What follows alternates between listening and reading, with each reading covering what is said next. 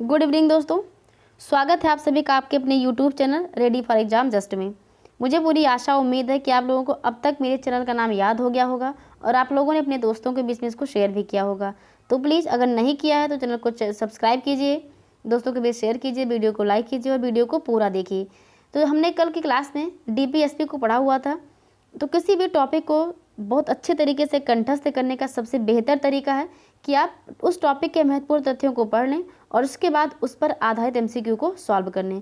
तो DPSP पर based कितने MCQ बन सकते हैं या कितने परीक्षाओं में पूछे जा चुके हैं, उन सारे प्रश्नों को आज हम देखेंगे और उसके बाद में अपनी तैयारी को और मजबूत बनाएंगे। DPSP क्या, DPSP में जो है इसमें पेट के सिलेबस में भी दिया गया है। तो आपके पेट के एग्जाम के लिए, वीडियो के एग्जाम के लिए और उससे भी DPSP PCS का पेपर हो या फिर RO का, सभी के लिए क्या है, महत्वपूर्ण है। तो सारे महत्वपूर्ण तथ्यों को हमने कल पढ़ लिया हुआ था। चलिए अब MCQ देखते हैं। बिना देरी के हुए क्लास को स्टार्ट करते हैं। क्लास में आप लोग बने रहिए। चलिए प्रश्न को देखते हैं। तो प्रश्न अच्छे वाले हैं, है ना, दिमाग की बत्ती जलाने वाले हैं। चलिए देखते हैं। राज्य के नीति निर्देशक सिद्धांत क्या हैं? तो इसमें ऑप्शन ए कह रहा है कि संविधान के निर्माताओं के मुख्य उद्देश्य हैं। यह ऐसे सिद्धांत हैं जिनके द्वारा राज्य को अच्छा शासन चलाने के निर्देश दिए गए हैं। ऐसे कल्याणकारी राज्य की स्थापना के आदर्श हैं जिन्हें अच्छे विचार के व्यक्तियों द्वारा अपनाया जाना चाहिए। या संविधान के भाग 3 द्वारा लागू ऐसे सामाजिक अधिकार जिनका व्यक्तिगत अधिकार के रूप में अनुमोदन प्राप्त है। तो आप लोगों ने अगर हमारे DPSP की क्लास या फंडामेंटल राइट दोनों क्लास देखी होगी तो आप इस प्रश्न को सॉल्व कर सकते हैं। हमने फंडामेंटल राइट्स क्यों कहा? देखिए, इसमें जो ऑप्शन डी दिया गया है, ऑप्शन डी जो इसमें दिया गया है कि भाग 3, तो आपको पता है कि भाग 3 में क्या दिया गया, फंडामेंटल राइट दिया गया है और DPSP से संबंधित प्रश्न, इसमें ऑप्शन डी तो हट ही जाएगा, ये कट गया। ठीक है। दूसरी चीज़ ये कि यहाँ पे कह रहा है कि ये अच्छे विचार के व्यक्तियों के द्वारा अपनाए जाने की बात कहीं पे नहीं की गई है, उसका सिद्धांत ये नहीं है, यह भी एलिमिनेट हो गया। तो इसमें कह रहा है ये ऐसे सिद्धांत है जिनके द्वारा राज्य को अच्छा शासन चलाने के निर्देश दिए गए हैं। तो एक कल्याणकारी राज्य की स्थापना करना ही इसका मुख्य उद्देश्य है। तो इसमें ऑप्शन बी सही हो जाएगा। क्वेश्चन नंबर 1 का आंसर भी सही हो जाएगा। ठीक है, आगे बढ़ते अपने प्रश्न को देखते हैं। नीति निर्देशक सिद्धांत क्या है? वाद योग्य है, वाद योग्य नहीं है, मौलिक अधिकार या कोई नहीं। तो देखिए, जो DPSP है, अभी हमने कल डिस्कस किया हुआ था कि अगर हमारा फंडामेंटल राइट यानी कि मौलिक अधिकार का उल्लंघन होता है तो हम आर्टिकल 32 के तहत, अनुच्छेद 32 के तहत सुप्रीम कोर्ट जा सकते हैं और आर्टिकल 226 के तहत हम हाई कोर्ट जा सकते हैं। लेकिन अगर DPSP को लागू कराने के लिए हम जो है न्यायालय नहीं जा सकते हैं, यानी कि इसमें वाद योग्य ये नहीं है। तो ये जो DPSP है ये मौलिक अधिकार भी नहीं है, वाद योग्य भी नहीं है। तो इसमें ऑप्शन बी हमारा सही हो जाएगा कि ये वाद योग्य नहीं है। ठीक है, तो इसमें ऑप्शन बी, क्वेश्चन नंबर 2 का आंसर बी हो जाएगा। यही प्रश्न दोबारा पूछा गया लेकिन शब्दों का हेर फेर है। ये पूछा गया MP PCS में, ये पूछा गया छत्तीसगढ़ में सिविल जज में कि राज्य नीति के जो सिद्धांत हैं ये क्या है, न्यायोचित है या गैर न्यायोचित है? सभी न्यायोचित नहीं है, इनमें से कोई नहीं। तो देखिए क्या ये गैर न्यायोचित है, इसमें ऑप्शन बी सही हो जाएगा। शब्दों का हेर फेर है, प्रश्न वही है। अगर आप लोगों ने क्लास देखी होगी तो आपको सारे प्रश्न जो हैं आपको उसी क्लास से सॉल्व हो जाएंगे। ठीक है, तथ्य हमने सारे कवर किए हुए हैं। अगला प्रश्न कह रहा है कि राज्य के नीति जो निर्देशक तत्व हैं उनको लागू करना किसका कर्तव्य है? तो ये किसका कर्तव्य है? किसी का नहीं है, या फिर राज्य का है, या केंद्रीय शासन का है केवल, या भारत के सभी नागरिकों का है?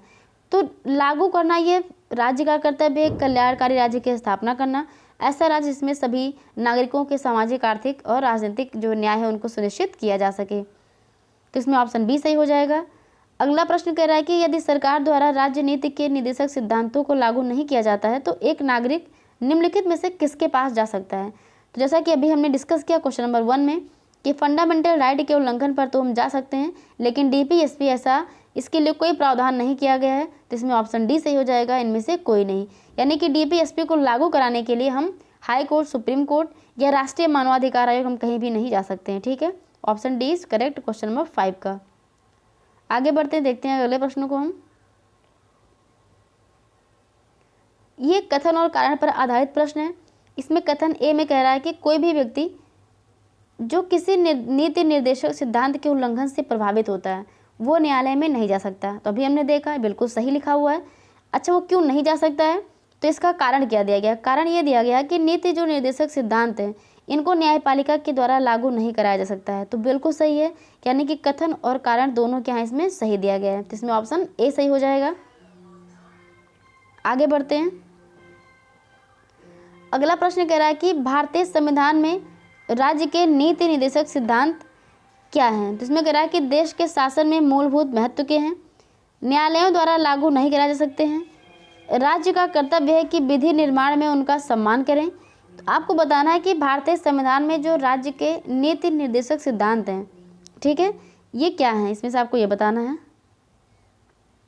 कूट दिया गया है, एक सही है, एक और 3 सही है, या फिर एक और 2 सही है। तो देखिए जैसा अभी हमने पढ़ा स्टेटमेंट, तो इसमें क्या हो जाएगा? ये तीनों सही हैं, इसमें ऑप्शन डी सही हो जाएगा। राज्य के नीति निर्देशक तत्वों का सीधा संबंध किससे है? केवल सामाजिक न्याय, केवल आर्थिक न्याय या राजनीतिक न्याय? तो इन तीनों से संबंधित है, इसलिए इसमें ऑप्शन डी सही हो जाएगा। ठीक है, एक कल्याणकारी राज्य की स्थापना करने का मतलब हो गया कि सामाजिक, आर्थिक और राजनीतिक न्याय को वहाँ पे सुनिश्चित किया जाए, तो इसलिए यहाँ पे ऑप्शन डी सही हो जाएगा क्वेश्चन नंबर 8 का। आगे बढ़ते हैं। कह कि राज्य के नीति निर्देशक तत्व के पीछे बाध्यकारी बल क्या है? तो ये लोकमत का, इसमें ऑप्शन ए सही हो जाएगा। और अगला प्रश्न पूछ रहा है कि भारतीय संविधान के कितने अनुच्छेदों में राज्य के नीति निर्देशक तत्वों का उल्लेख किया गया है? तो जैसा कि हमने कल डिस्कस किया हुआ था कि संविधान के भाग 4 में आर्टिकल 36 से 51 में क्या है? डीपीएसपी है। तो 36 से 51 किस में दिया गया? ऑप्शन ए में दिया गया है, इसलिए इसमें ऑप्शन ए सही हो जाएगा। ठीक है, आगे बढ़ें। तो चलिए अगला प्रश्न देख लेते हैं। क्वेश्चन नंबर 11 कह रहा है कि भारतीय संविधान के अनुच्छेद 36 से 51 राज्य के नीति निर्देशक तत्व से संबंधित है, जो कि भारतीय संविधान, तो भारतीय संविधान के किस भाग में दिया गया है? ये भाग 4 में दिया गया है, इसमें ऑप्शन सी सही हो जाएगा। भारतीय संविधान का भाग 4 किससे संबंधित है? तो डीपीएसपी से संबंधित है। देखिए प्रश्न अलग अलग परीक्षाओं में पूछे गए हैं, लेकिन तथ्य वही है, बस प्रश्नों को घुमाने का तरीका अलग से कर दिया गया, यानी कि शब्दों का हेर फेर है, कहीं भाग पूछ रहा है, कहीं अनुच्छेद पूछ रहा है। भारत के संविधान में शामिल राज्य नीति के निर्देशक सिद्धांतों की अवधारणा किसके संविधान से ली गई है? तो ये आयरलैंड से लिया गया है, इसमें ऑप्शन डी सही हो जाएगा। कल हमने क्लास में डिस्कस किया हुआ था कि भारतीय संविधान में जो डीपीएसपी लिया गया है ये आयरलैंड के संविधान से लिया गया है। ये आयरलैंड के संविधान आर्टिकल 45 में दिया गया है। आयरलैंड के संविधान की बात हम कर रहे हैं, आयरलैंड के संविधान के आर्टिकल 45 में दिया गया, वहीं से हमने लिया हुआ है डीपीएसपी को, और हमारे संविधान में आर्टिकल 36 से 51 में है। आप लोग बताइए कमेंट बॉक्स में कि जो डीपीएसपी आयरलैंड में है ये अवधारणा किस देश की है, यानी कि आयरलैंड ने कहाँ से लिया हुआ है। ठीक है, हमने कल बताया भी था क्लास में, बताइएगा आप लोग। अगला प्रश्न कह रहा है कि राज्य के नीति निर्देशित सिद्धांतों को भारतीय संविधान में शामिल किए जाने के पीछे का उद्देश्य क्या है? तो सामाजिक और आर्थिक प्रजातंत्र को स्थापित करना, इसमें ऑप्शन डी सही हो जाएगा क्वेश्चन नंबर 14 का। अगला प्रश्न देख लेते हैं। कह रहा है कि निम्नलिखित में से कौन एक राज्य के नीति निर्देशक सिद्धांतों का उद्देश्य नहीं है? देखिए अगर आप लोगों ने नहीं को इग्नोर कर दिया, मतलब देखा ही नहीं है ना, नहीं को हमने ध्यान नहीं दिया, कहाँ गया प्रश्न?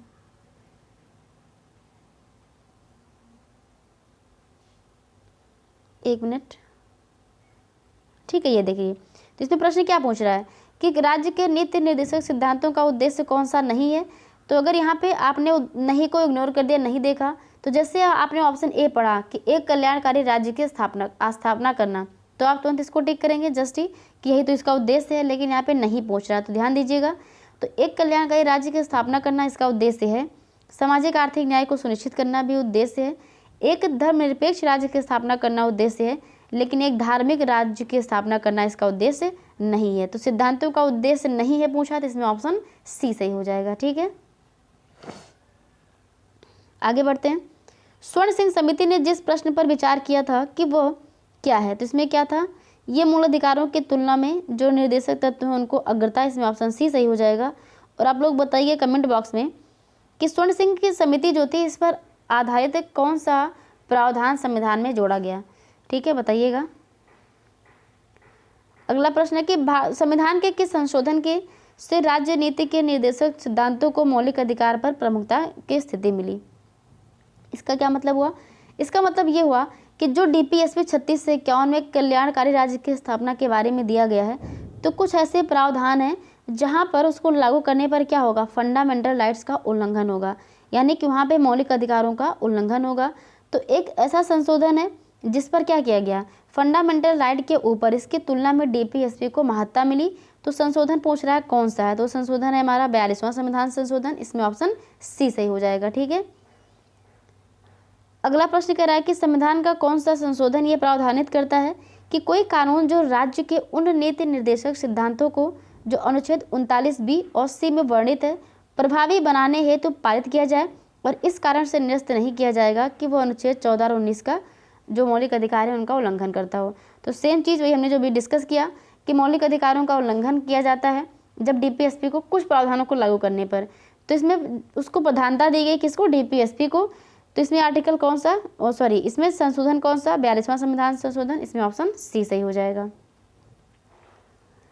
संविधान के 42वें संशोधन के द्वारा निम्न में से कौन सा सिद्धांत राज्य की नीति के निर्देशक तत्वों में जोड़ा गया था। तो आपको बताना कौन सा जोड़ा गया था 42वें संविधान संशोधन के द्वारा। तो इसमें पुरुष और स्त्री दोनों के लिए समान कार्य का वेतन, उद्योगों के ऑप्शन 20 में से हो जाएगा। कल में डिस्कस किया हुआ था क्लास में कि उद्योगों के प्रबंधन में कामगारों की सहभागिता। ठीक है, अगला प्रश्न, संविधान के 42वें संशोधन के द्वारा राज्य के नीति निर्देशक सिद्धांतों के अध्याय में कुछ निर्देश जोड़े गए हैं, ये निर्देश कौन से हैं, नहीं है, आपको ये बताना है। तो देखिए, समान न्याय एवं निःशुल्क कानूनी सहायता, प्रबंधन में मजदूरों की भागीदारी, वन्य जीवन सुरक्षा और विशेष परिस्थितियों में बाल श्रम का समर्थन। तो बाल श्रम का समर्थन ऐसा कुछ भी इसमें नहीं किया गया, इसमें ऑप्शन डी सही हो जाएगा। इसमें यही पूछा कि कौन सा निर्देश नहीं है। ठीक है, ऑप्शन डी इज करेक्ट। आगे बढ़ते हैं, देखते हैं अगले प्रश्न को। हम कह रहा कि भारतीय संविधान के 42वें संशोधन के द्वारा राज्य के नीति निर्देशक तत्वों में जो परिवर्तन किए गए हैं उनके संबंध में निम्नलिखित में से कौन सा वक्तव्य सही है। तो आपको ये बताना है कि 42वें संविधान संशोधन के द्वारा क्या जोड़ा गया था। तो इसने राज्यों को नागरिकों को निःशुल्क कानूनी सहायता का प्रावधान करने के लिए सक्षम बनाया। इसने राज्य के द्वारा उपक्रमों को प्रबंधन में कामगारों की सहभागिता प्राप्त करने की व्यवस्था की और इसने दहेज प्राप्ति को दंडनीय अपराध बनाया। तो जिन्होंने भी कल क्लास की होगी, देखिए डीपीएसपी ने पूरा पढ़ाया, हमने कहीं भी दहेज की बात नहीं की हुई है। ठीक है, अगर आपको नहीं भी याद है तो आप ये ध्यान रख सकते हैं कि हमने कहीं भी दहेज नहीं पढ़ा हुआ है, तो ये तीसरा तो सही नहीं होगा। अब देखते हैं ऑप्शन कैसे हम एलिमिनेट करेंगे। जब 3 सही नहीं है तो इसमें डी, सी और बी ये तीनों ऑप्शन हट गए, केवल एक ही बचा, तो इसमें ऑप्शन ए सही हो जाएगा, 1 और 2। तो आप इस तरीके से भी उत्तर को प्राप्त कर सकते हैं अगर आपको कोई कन्फ्यूजन होती है तो। आगे बढ़ते हैं, कह रहा है कि नीति निर्देशक तत्वों के निम्नलिखित में से 3 मामलों में 42वें संशोधन का संबंध किससे था। तो 42वें संशोधन का संबंध किससे था, उद्योगों के प्रबंधन में श्रमिकों की साझेदारी से, आय और ओहदों की असमानता को कम करना। आय की बात थी, ओहदों की बात नहीं की गई थी, और पर्यावरण की रक्षा करना, निर्धनों की निःशुल्क कानूनी सहायता। तो देखिए 42वें संविधान संशोधन के द्वारा 1 को जोड़ा गया था, 3 को जोड़ा गया था और 4 को जोड़ा गया था, लेकिन 2 को नहीं जोड़ा गया था, ओहदों की बात नहीं की गई थी। तो इसमें ये और ये तीनों कट गए, बचा ऑप्शन ए, 1, 3 और 4 इसमें सही हो जाएगा। कह रहा है कि हमारे संविधान में निर्देशक सिद्धांत क्या है, एक कानूनी न्यायालयों द्वारा परिवर्तनीय है, अर्ध परिवर्तनीय है, आंशिक रूप से परिवर्तनीय है, या कानूनी अदालतों के द्वारा परिवर्तनीय है। तो इसमें ऑप्शन डी सही हो जाएगा, ये कानूनी अदालतों के द्वारा क्या है, परिवर्तनीय है, यानी कि ऑप्शन डी इसमें सही हो जाएगा। भारतीय संविधान का कौन सा अनुच्छेद ये निर्धारित करता है कि राजकीय नीति के निर्देशक सिद्धांत किसी न्यायालय द्वारा लागू नहीं किए जा सकते हैं। तो आर्टिकल 37, इसमें ऑप्शन सी सही हो जाएगा। 37 ये कहता है, कह रहा है कि निम्नलिखित में से क्या राज्य का नीति निर्देशक तत्व नहीं है। अब देखिए हमने डिस्कस किया हुआ था मादक पदार्थों के उपभोग पर रोक, आर्टिकल किसमें 47 में, गोवध निषेध, पर्यावरण का संरक्षण और संवर्धन। लेकिन 16 वर्ष की बात हमने कहीं पे नहीं की थी कि बच्चों को जो निःशुल्क शिक्षा की बात इसमें नहीं किया गया था। देखिए जब 86वां संविधान संशोधन के पहले जो आर्टिकल 45 है, 45 में क्या दिया हुआ था, 6 वर्ष तक के बच्चों की शिक्षा की बात की गई थी। जब 86वां संविधान संशोधन होता है उसको बढ़ाया जाता है, और 86वां संविधान संशोधन 2002 के तहत शिक्षा के अधिकार को एक मौलिक अधिकार भी आर्टिकल 21A के तहत बना दिया जाता है। लेकिन 45वें उसमें आर्टिकल में क्या कहा गया, 6 वर्ष की बात की गई थी, तो इसमें ऑप्शन सी सही हो जाएगा, इसमें 16 की बात नहीं की गई है। डीपीएसपी एक ऐसा चेक है, राज्य के नीति निर्देशक सिद्धांत एक ऐसा चेक है जो बैंक की सुविधा अनुसार अदा किया जाता है। ये किसने कहा था? तो कथन से संबंधित प्रश्न पूछे जाते हैं, केटी शाह का कथन है।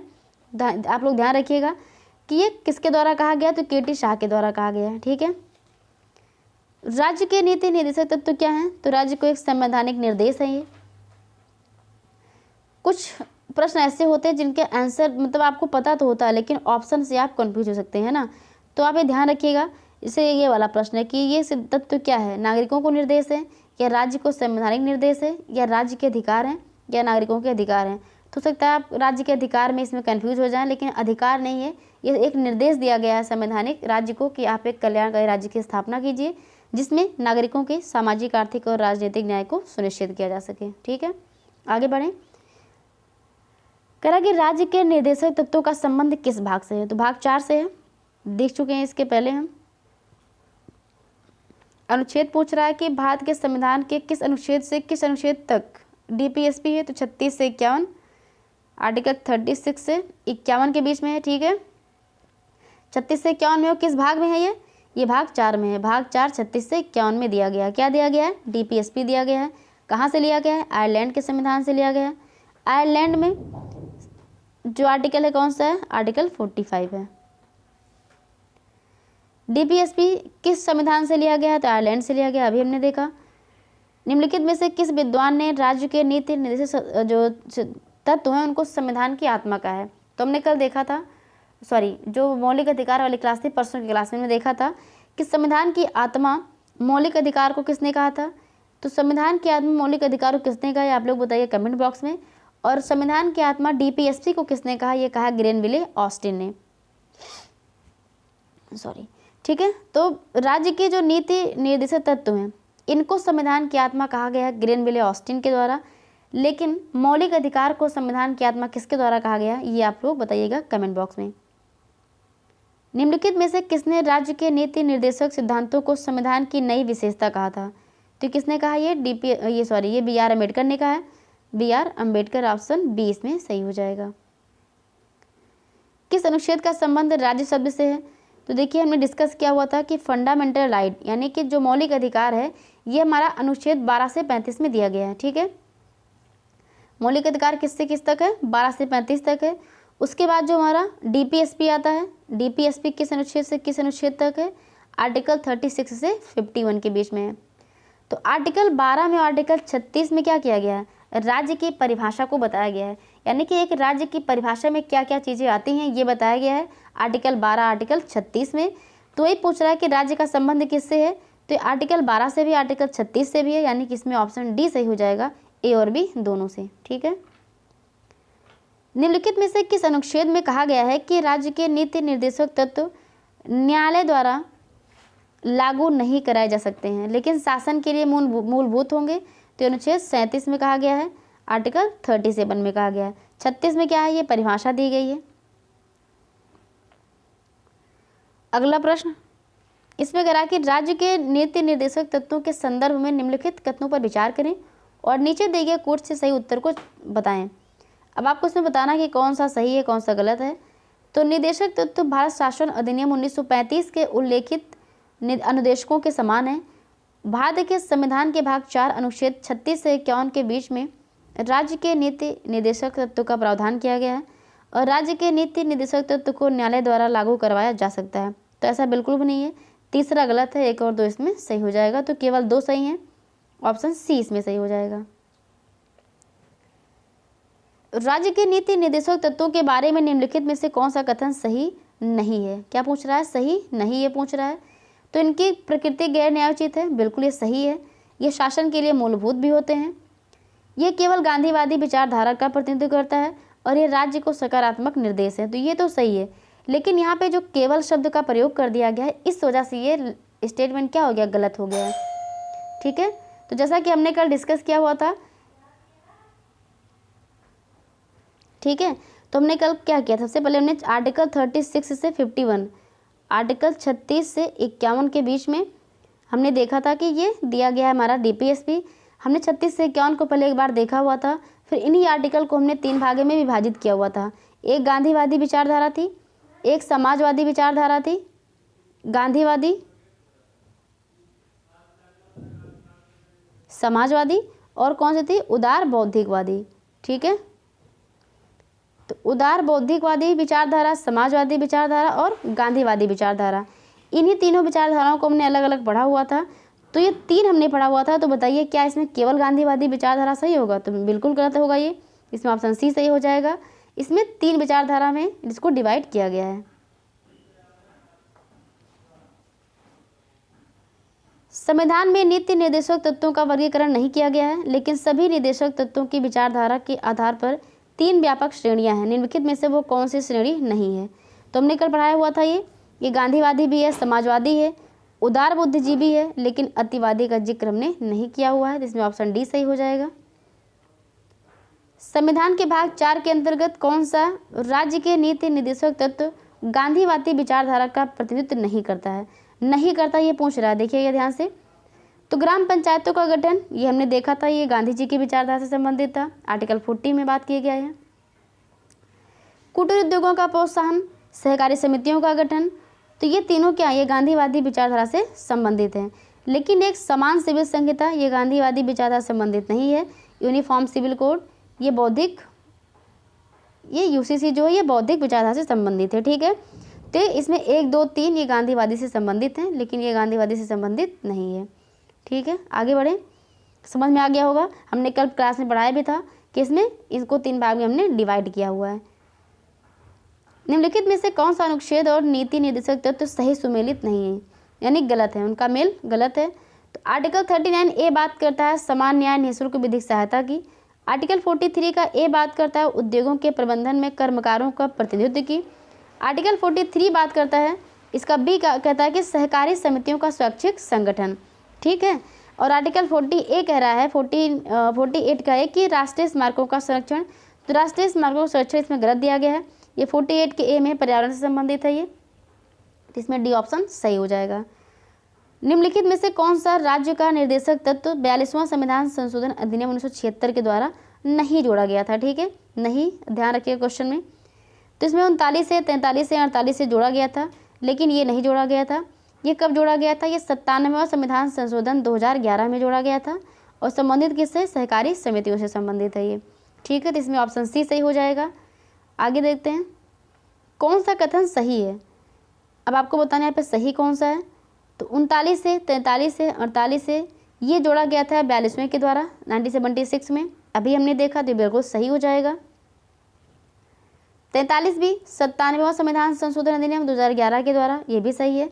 और 45वां 86वें संविधान संशोधन के द्वारा पुनः स्थापित किया गया, ये भी सही है। अभी हमने पिछले क्वेश्चन में डिस्कस किया हुआ था कि 86वें संविधान संशोधन के द्वारा शिक्षा को एक मौलिक अधिकार बनाया गया, और मौलिक अधिकार आर्टिकल 21 के ए में इसको रखा गया है। ठीक है, कह कि निम्नलिखित में से कौन राज्य का निर्देशक तत्व नहीं है? तो लोक कल्याण की अभिवृद्धि के लिए सामाजिक, आर्थिक और राजनीतिक न्याय, बिल्कुल है ये। समान कार्य के लिए समान वेतन, ये भी है। सभी नागरिकों को जीविका के पर्याप्त साधन प्राप्त करने का अवसर है, और समाज के भौतिक संसाधनों का समान वितरण है। संविधान का पालन, आदर और सम्मान, ये किस में कहा गया? ये हमारा मौलिक कर्तव्य है। ठीक है, फंडामेंटल ड्यूटीज़ के अंतर्गत आता है। 11 मौलिक कर्तव्य हमारे, उनको भी पढ़ लीजिएगा, प्रश्न पूछा जाता है, या फिर किसी दिन हम उसको क्लास में पढ़ा देंगे। ठीक है, आगे चलें, आगे देखते हैं क्या प्रश्न है। निम्नलिखित में से संविधान का कौन सा अनुच्छेद का संबंध विदेश नीति से है? तो आर्टिकल 51 इसमें विदेश नीति, अंतर्राष्ट्रीय शांति से संबंधित था ये, इसमें डी ऑप्शन सही हो जाएगा। यूनिफॉर्म सिविल कोड कहाँ पे है ये? तो ये गोवा में, इकलौता राज्य है गोवा भारत में जहाँ पे यूनिफॉर्म सिविल कोड को लागू किया गया है। राज्य के नीति निर्देशक सिद्धांतों को भारत के संविधान में शामिल किए जाने के पीछे का उद्देश्य क्या है? तो सामाजिक और आर्थिक लोकतंत्र की स्थापना करना, इसमें ऑप्शन डी सही हो जाएगा। आगे देखते हैं कल्याणकारी राज्य की संकल्पना का भारत के संविधान के किस भाग में प्रावधान किया गया है? तो ये डीपीएसपी से संबंधित है, directive principle of state policy से। देखिए प्रश्नों को सॉल्व करते समय आप लोग का 2 फायदा हो रहा होगा। एक तो ये कि जो आपने तथ्य कल जो वीडियो देखा था, क्लास देखी होगी, उस पर बेस्ड क्वेश्चन आप देख रहे हैं। दूसरी चीज़ ये कि आपका रिवीजन भी हो रहा है, प्रश्नों के माध्यम से रिवीजन हो रहा है, प्रश्नों का भी, क्वेश्चंस का भी रिपीटेंस है, यानी कि बार बार प्रश्न आ रहे हैं, तो इससे आपका रिवीजन भी हो जा रहा है और आप क्वेश्चन भी सॉल्व कर ले रहे हैं। तो यानी कि ये टॉपिक आपका बहुत अच्छे से कंठस्थ तैयार हो जाएगा। ठीक है, ये फ़ायदा है MCQ सॉल्व करने का। तो क्लास को पूरा देखिए, शेयर कीजिए, लाइक कीजिए। देखिए क्वेश्चन कह रहा है कि भारत के संविधान के किस अनुच्छेद में पंचायतों के गठन संबंधी निर्देश दिए गए हैं। तो आर्टिकल 40 में दिया गया है। आर्टिकल 40 है पंचायत से संबंधित, 44 किससे संबंधित है, तो 44 संबंधित है यूनिफॉर्म सिविल कोड से। समान नागरिक संहिता, ट्रिक भी बताई थी हमने याद करने की कि समान नागरिक संहिता समान है, यानी कि 2 नंबर क्या है, समान है, यहाँ भी 4 है, यहाँ भी 4 है, तो ये आर्टिकल 44। राज्य के नीति निर्देशक सिद्धांतों में कौन सा सम्मिलित नहीं है, तो समान कार्य के लिए समान वेतन, ये सम्मिलित है। काम पाने का अधिकार है, मद्य निषेध है, लेकिन सूचना का अधिकार इसके अंतर्गत सम्मिलित नहीं है। तो इसमें ऑप्शन डी सही हो जाएगा। राज्य के नीति निर्देशक सिद्धांत एक ऐसा चेक है जो बैंक की सुविधा अनुसार अदा किया जाता है। ये कथन किसका है, KT शाह का है, अभी हमने पीछे देखा हुआ था। निम्नलिखित में से क्या राज्य का नीति निर्देशक तत्व नहीं है, तो ये पीछे प्रश्न आ चुका है। इसमें मादक पदार्थों पर उपभोग पर रोक लगाया गया था आर्टिकल 47 में। गोवध निषेध है, इसमें 16 वर्ष की बात नहीं की गई है, तो इसमें ऑप्शन सी सही हो जाएगा। ये कुछ महत्वपूर्ण तथ्य हैं जो संविधान से संबंधित हैं, परीक्षाओं में पूछे जाते हैं, देख लेते हैं इनको एक बार हम। संविधान सभा का गठन कब किया गया था, जुलाई 1946 में किया गया है। संविधान सभा के सदस्यों की कुल संख्या 389 थी।